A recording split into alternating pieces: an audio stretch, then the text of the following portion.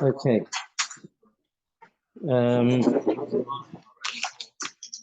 What was that? Yes. We'll talk a bit about that as well. Okay, right. So, as before, as last week, we're doing the Ramban. Focus on the Ramban on the parasha. We're going to look at a number of them. Perek Vov Posuk Tes. So the Ramban has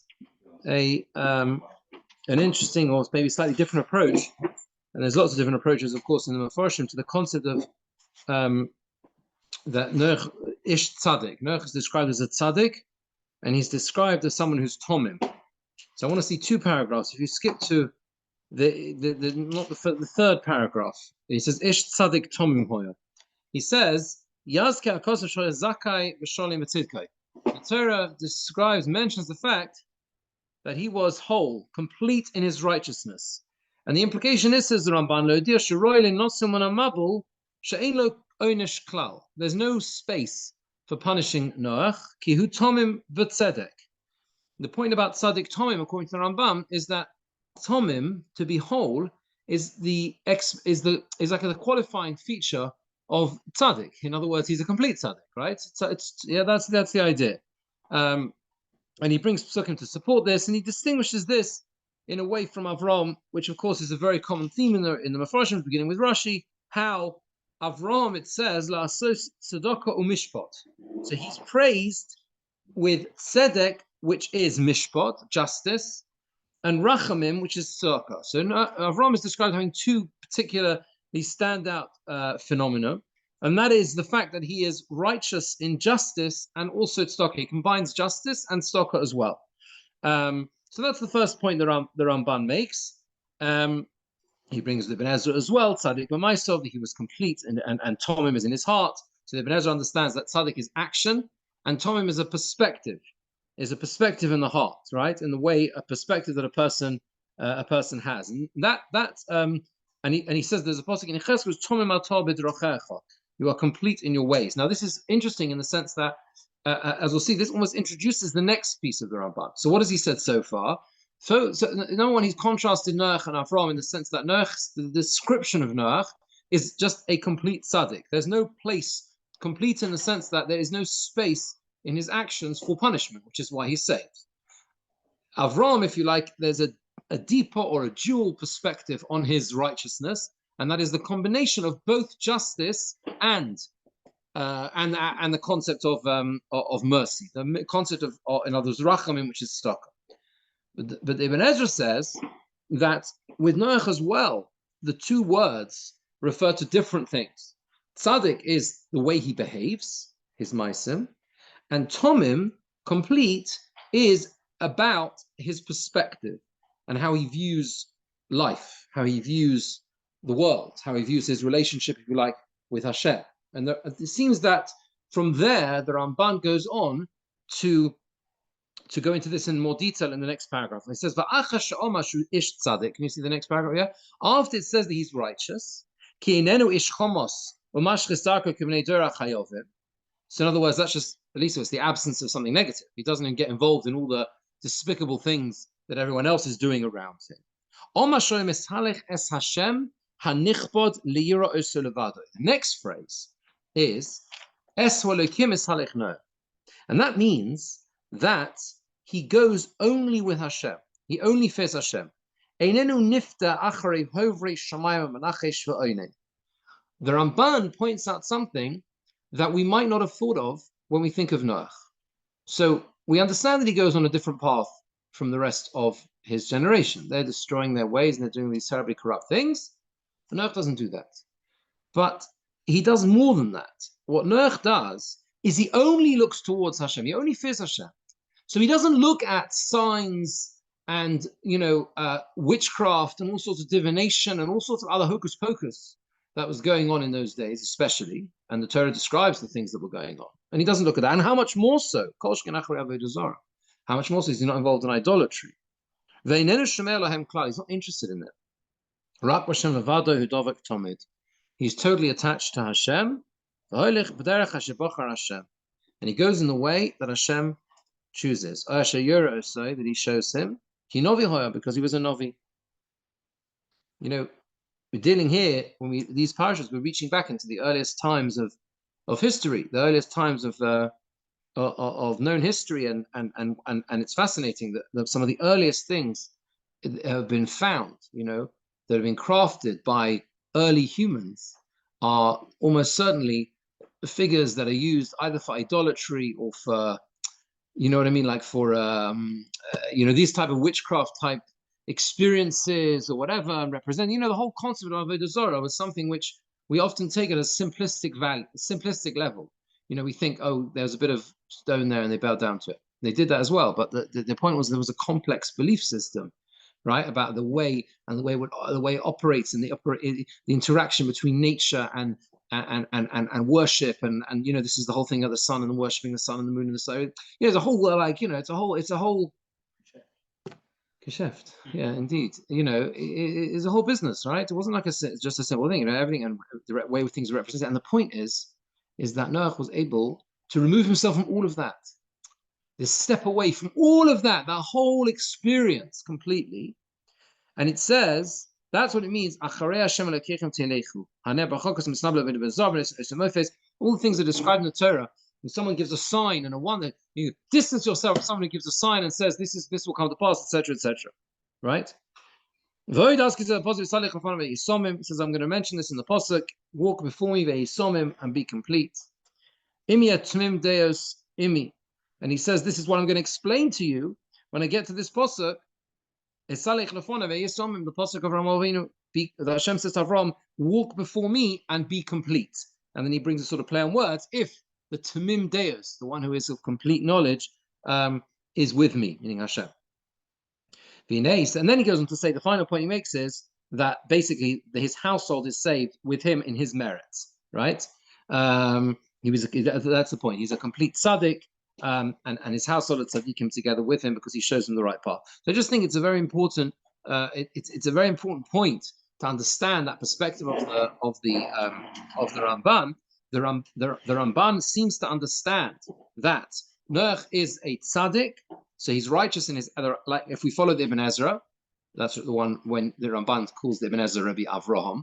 The Ibn Ezra says that he's a tzaddik in his actions, and he's tomim, and he's complete in his heart, and that means that he can go with Hashem because he's not interested in all the other things that are going on. So that's the positive. That's Noach. Now, what about the Chamos? That is Perek Vov, Pasuk Yud Gimel, and the Ramban tells us. Let's just find this. Pasuk Yud Gimel. The Ramban says the meaning of the word Chamos, who hagezel v'ha'oshek. It means thievery and it means oppression. V'nosan l'Noach hatam b'chomos v'lehizkei hashchosas haderech. Why does it say? Why does Hashem say to Noach that molah ha'aretz chomos mipneihem, that the world is full of, the earth is full of chomos, this aspect, this particular point, this point of thievery and oppression, etc., etc. Why is that mentioned?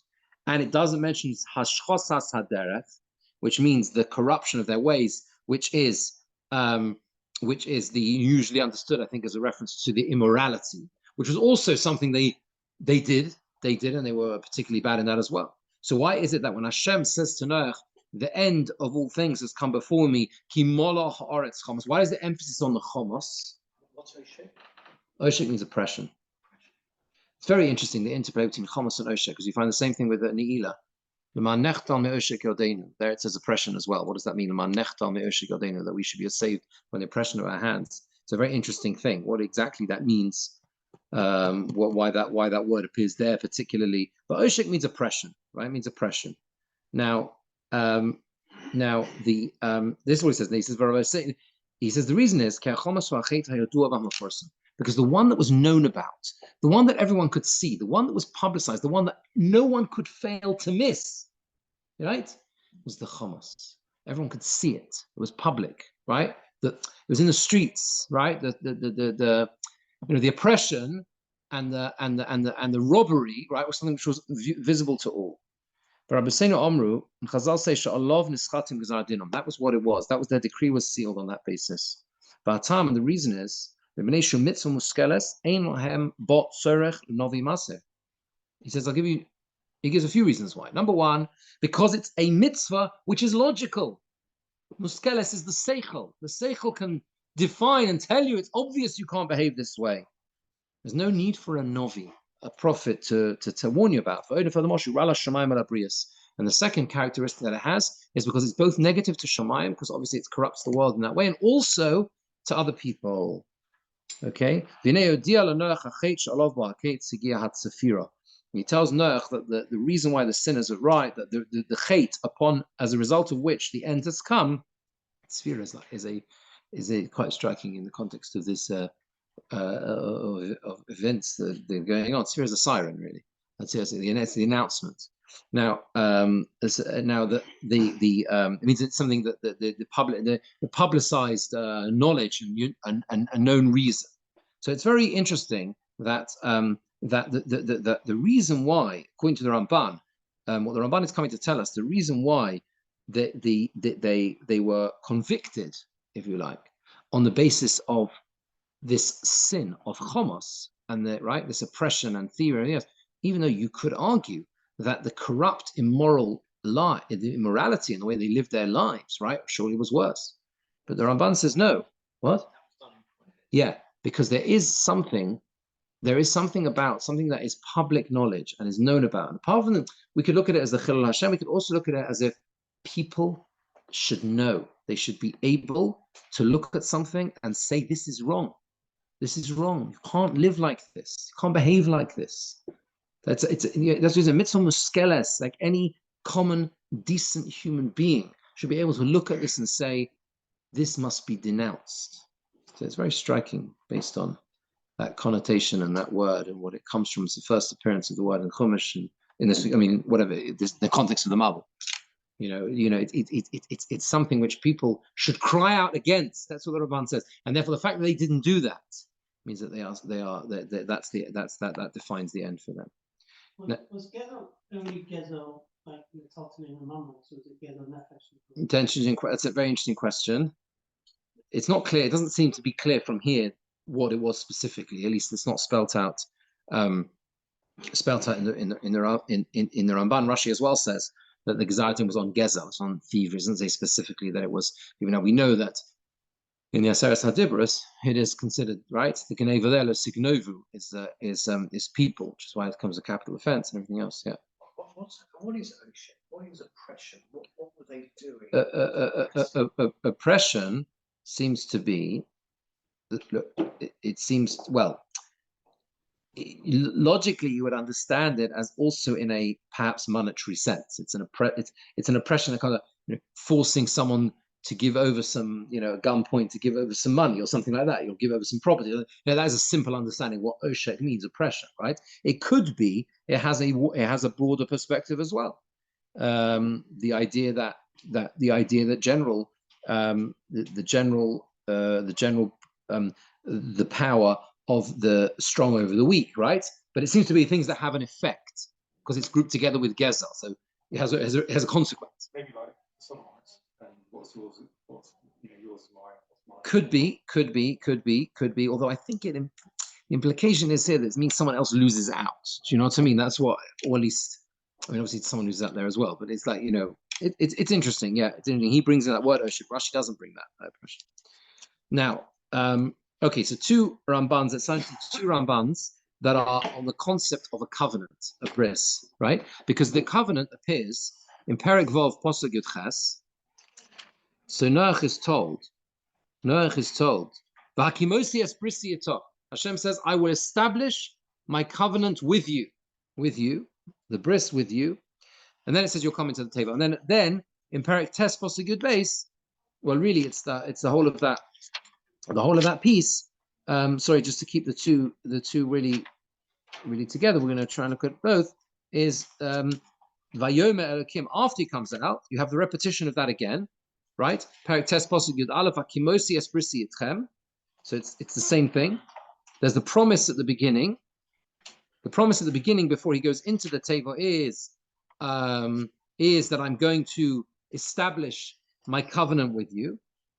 Okay, Vakimosi Esprisi Itoch, and then Yud Aleph is Vakimosi Esprisi Itchem.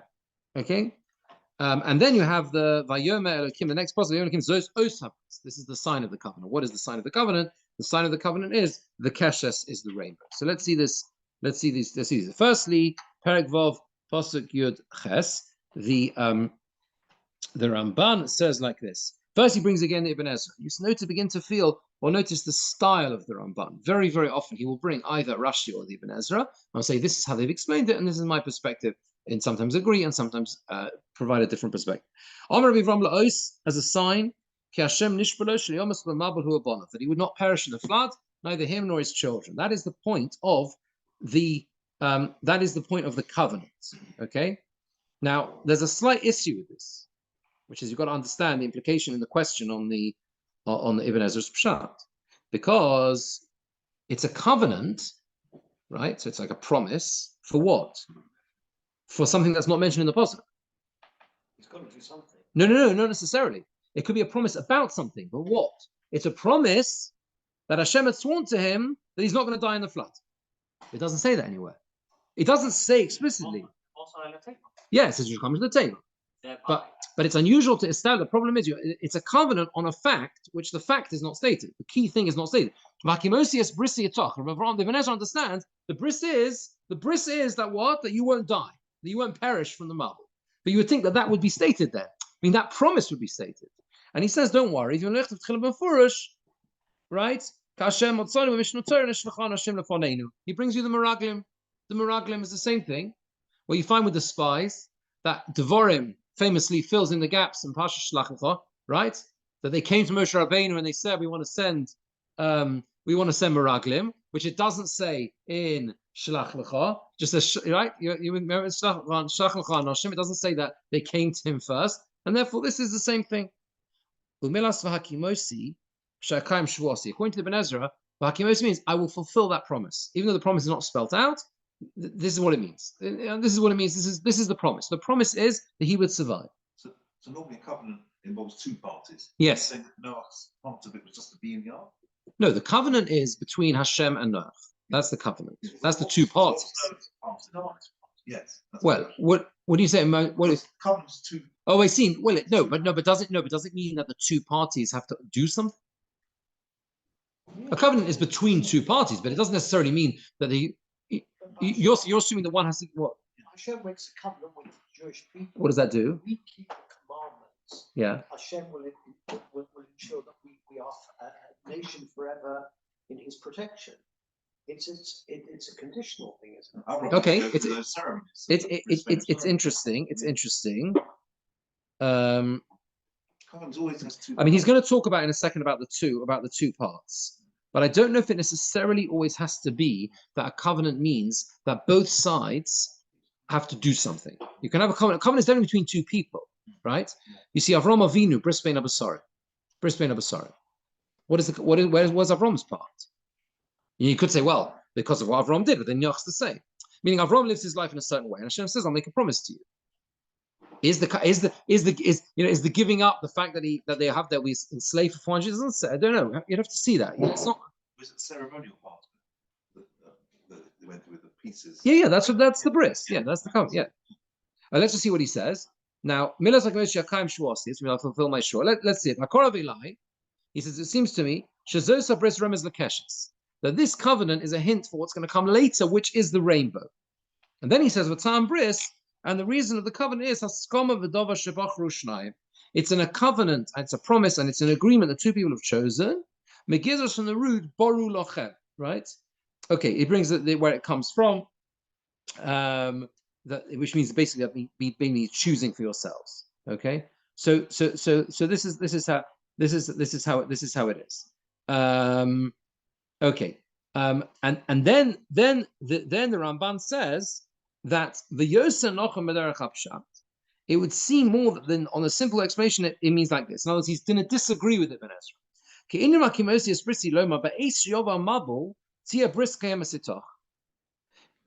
That when the Mabul comes, there will be a covenant fulfilled with you. You will live there and you will be established to leave there alive. Covenant is the word of Hashem when he promises something without any condition and it's fulfilled, right? And he will fulfill it. Okay? And that's what it means. There is a promise, my covenant, and that covenant will be fulfilled. And he brings a pasuk in Esther. They will makabel something to keep it kimu v'kiblu. That's what it means, kimu v'kiblu. They established it and they accepted it, that it would be established forever. So it seems that, according to the Ibn Ezra, v'hakimosi esprisi means I will fulfill my promise. That's what it means. I will fulfill my promise. What is the promise? The promise is that he will not die in the flood. The Ramban understands that v'hakimosi esprisi, that when you come into the Teva, there will be a covenant fulfilled with you. That's what it seems to be. The kiyum is, according to Ibn Ezra, the kiyum is, I will fulfill my oath. According to the Ramban, it's not that I will fulfill my oath. It's that it will last, that it will be kiyum forever. I think that's what it means. In other words, it's a permanence. That's what the kiyum is. But hakimosi esprisi means that covenant of mine will never change. It will be permanent forever, right?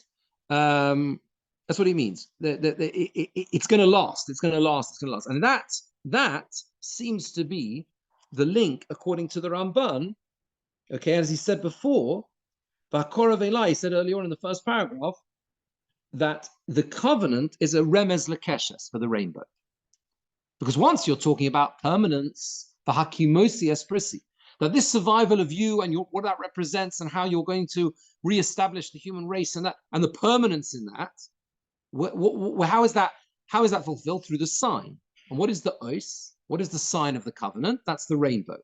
Okay, so now go very quickly to the Ramban and Perek Tes Posuk Yud Beis, right? When they come out of the Teva. Again, you see this as an example of a Ramban where you've got to think about it carefully, like exactly what he's saying, and many like that, exactly what he's trying to say. But I think he's trying to say here this idea of the kayam, like kimu, it becomes it's a permanence which will last, and therefore you have the sign of the covenant, which is the rainbow. And what does the rainbow do? How does the rainbow do that? There's a beautiful Ramban who explains this in the rainbow. One second. Test your base here. Yes. Hamashma min ha'ois hazeh. The implication of this sign, shelo hoya keshes ba'anon u'ma'aseh bereishis. The implication is there was no rainbow in the sky originally. Now it starts rainbows when there is a cloudy day, right? Okay. Now, again, we will not have time to see this, but in the next paragraph, he says we have to believe the words of the Yevonim, who were the top scientists of the day, basically, or at least sort of, right? And he describes the scientific phenomena through which a rainbow is produced. Okay, I'm just saying outside. We don't have to go through it inside. You can see it inside. This is what he says in the next paragraph, right? And therefore, he says that's okay. That's okay, because if you look at the pasuk, it says "Es kashti nosati be'onon." I have placed in the past my rainbow in the cloud. So the fact that it's a phenomena, that exists scientifically and had existed before the flood is not a problem, says the Ramban. It doesn't say I am putting now, and this is different to what he's just said, right? Okay, and therefore it means that from now onwards, the rainbow that has appeared as a natural phenomenon is now has become a sign that I won't bring a marble again. But look what he says here in the first paragraph. They said that the reason of this sign,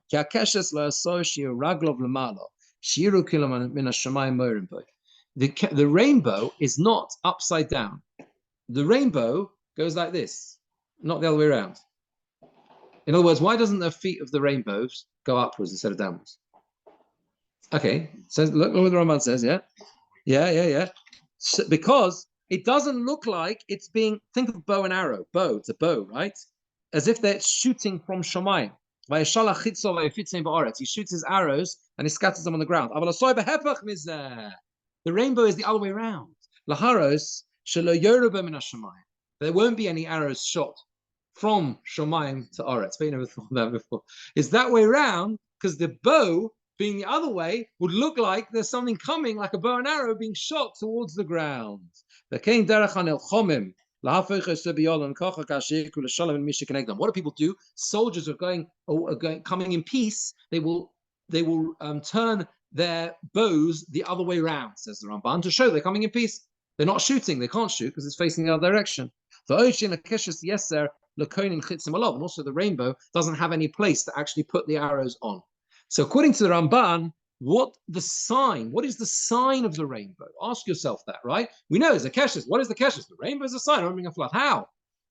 According to the Ramban, the reason why it's a sign is because it's an upturned bow. The bow is not facing the ground, but it's facing Shamayim. So there's no shooting of arrows further from Shamayim to Oretz, and that's the permanent sign. That's the sign of the covenant. Yes, because it's because there's no bow facing us. It's not facing from Shamayim to Oretz. If it was the other way around, it would be facing downwards. So it's not facing downwards. That's the point, and that's the sign of the covenant. Like Emosi is Prissy, and that's the Os, and that's the sign. So that's the Ramban, and that's I think we're out of time. Okay, have a very good Shabbos. 2 weeks ago, so the strangest thing, I saw an upside down rainbow. Oh, that would go against the Ramban. I know, I've never seen it.